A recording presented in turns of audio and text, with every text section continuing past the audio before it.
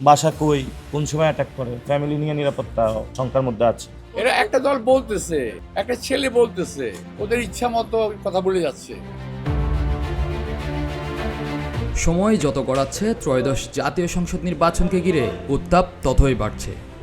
রাজধানীর রাজনৈতিক আলোচনার কেন্দ্রবিন্দুতে উঠে এসেছে ঢাকা ৮ আসন। প্রশাসনিক ও অর্থনৈতিকভাবে গুরুত্বপূর্ণ এ আসনে এবারের নির্বাচন যেন রীতিমতো হাই ভোল্টেজ লড়াইয়ে রূপ নিয়েছে।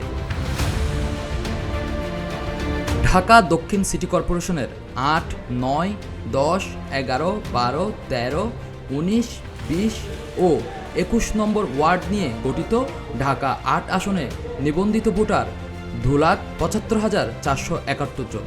এর মধ্যে পুরুষ ভোটার ১,৫২,৯৯৫ জন ও নারী ভোটার ১,২২,৬৭৫ জন।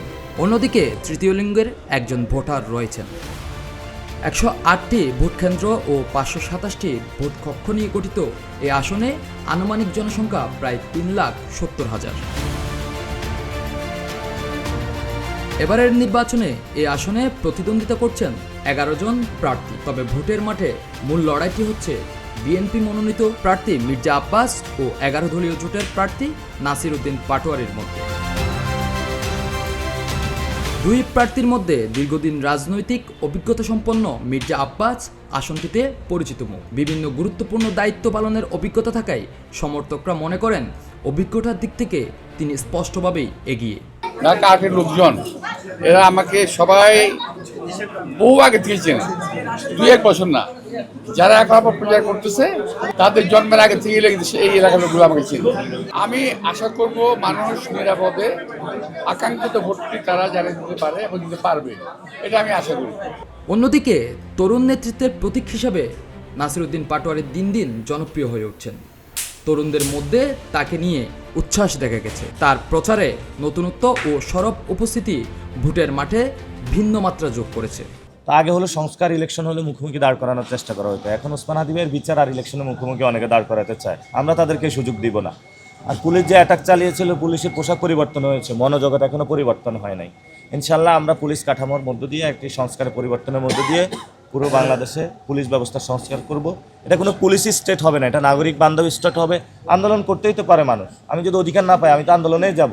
এটা তো আমাকে সংবিধান অধিকার দিয়েছে, তাই বলে আপনি আমার বুকে গুলি চালাবেন?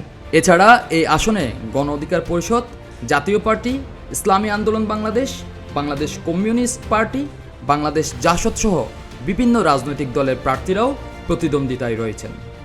যদিও সংখ্যাই বেশি, তবে বাস্তবে ভোটের উত্তাপ কেন্দ্রীভূত হয়ে আছে মূল দুই প্রার্থীর দিকেই। প্রথম কথা হচ্ছে রাজনৈতিক যে একটা প্রজ্ঞা বা একটা মেধা বা যা রাজনৈতিক যে একটা দূরদর্শিতা, সেটা হচ্ছে স্পষ্টভাবে বলছি মির্জা আব্বাস সাহেবের। তো ওনার বিষয়টা তো উনি তো হঠাৎ করে জুড়ে এসে বসেন নাই। দীর্ঘ ৪০-৫০ বছরের রাজনৈতিক সাধনা, রাজপথের লড়াকু সৈনিক ছিলেন, জেল খেটেছেন, জুলুম খেটেছেন। মানে উনি রাজনৈতিকভাবে যেই হোক না কেন, আমি ব্যক্তি হিসেবে বলছি যে উনি অনেক এগিয়ে আছেন এবং ওনার মাধ্যমেই এই ৮ আসনের মানুষ, জনগণ অনেকটা নিরাপদে থাকবেন। কারণ মানুষ একটা শক্ত হাতে রাষ্ট্রটা চায়, এলাকাটাকে চায় এবং যার যার অবস্থানটা পরিষ্কার পরিশুদ্ধ নিরাপত্তা চায়। আর এই নিরাপত্তা হচ্ছে আপনার শেষ কথা মির্জা আব্বাস ৮ আসনের, যিনি মানে একান্ত জনগণের একান্ত আপনজন এবং যেটাকে উনি শক্তভাবে ধরে রাখতে পারবেন আইন শৃঙ্খলাটাকে, উনি হচ্ছে মির্জা আব্বাস। প্রচার, বক্তব্য ও গণসংযোগকে ঘিরে সামাজিক যোগাযোগ মাধ্যমে মির্জা আব্বাস ও নাসির উদ্দিন পাটোয়ারিকে নিয়ে প্রতিদিনই বাড়ছে আলোচনা ও বিতর্ক। ভোটারদের সঙ্গে কথা বলে জানা যায়, সংগঠিত প্রচারের বিচারে এ মুহূর্তে দুই প্রার্থী প্রায় সমানভাবে এগিয়ে। তবে ভোটারদের প্রত্যাশা স্পষ্ট, যেই নির্বাচিত হন নিরাপত্তা নিশ্চিত করা ও কর্মসংস্থানের সুযোগ সৃষ্টি করা যেন অগ্রাধিকার পায়। আমার কাছে মনে হচ্ছে যে নাসির উদ্দিন পাটোয়ারি এগিয়ে, যে কর্মসংস্থান সৃষ্টি হবে, বেকার যুবকদের কর্মসংস্থান সৃষ্টি হবে এবং তারা দেশের মধ্যে কাজ করে অর্থনৈতিক অবস্থা ভূমিকা পালন করবে এবং দেশের নাগরিকরা বাইরে যেতে হবে না। ঢাকা ৮ আসনে অভিজ্ঞতা ও তারুণ্যের এই দ্বন্দ্ব শেষ পর্যন্ত কোন দিকে মোড় নেয়, সেদিকেই এখন তাকিয়ে রাজধানী সহ দেশবাসী। নির্বাচনের সময় যতই ঘনিয়ে আসছে, ঢাকা ৮ আসনে ভোটের উত্তাপ ততই বৃদ্ধি পাচ্ছে। ভোটারদের প্রত্যাশা এই আসনে যেই এগিয়ে থাকুক, নিরাপত্তা, বেকারত্ব দূরীকরণ ও সংঘর্ষমুক্ত একটি এলাকায় যেন এই আসনটি পরিণত হয়।